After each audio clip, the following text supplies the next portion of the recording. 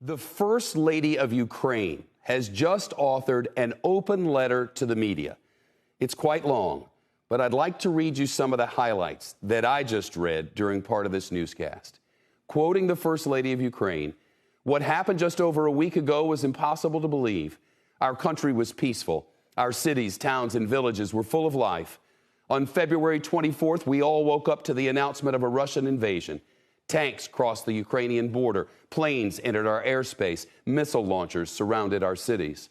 Despite assurances, she says, from the Kremlin-backed propaganda outlets who called this a special operation, it is, in fact, the mass murder of Ukrainian civilians."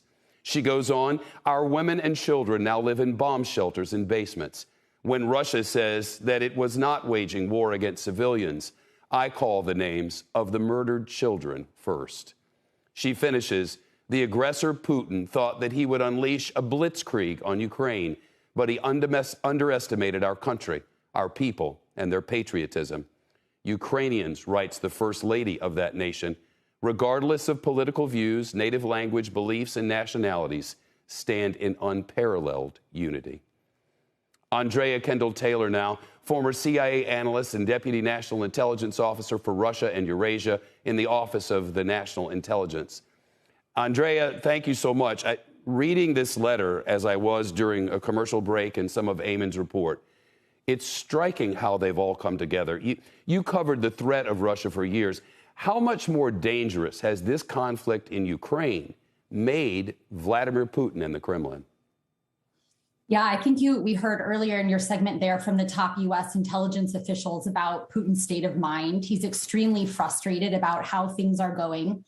The Russians have underperformed, and as the First Lady of Ukraine suggested there, the Ukrainians have done much better than we expected. But as we heard from the top intelligence officials, that means that Putin is going to double down.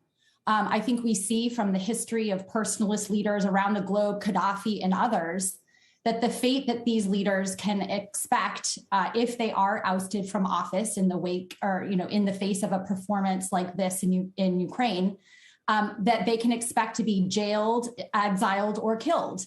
And so we know that Putin is going to dig in his heels, and he will use all the tools at his disposal in order to prevent that kind of outcome. So it puts us in a dangerous position where we need to do everything possible to help the Ukrainians defend themselves, but we also need to avoid those actions that could escalate the situation and lead it to expand beyond Ukraine. You know, the CIA director said today that Putin expected to take Kyiv in 2 days. He certainly hasn't. But there are questions now about whether the Russian military can withstand this over time. What's your assessment?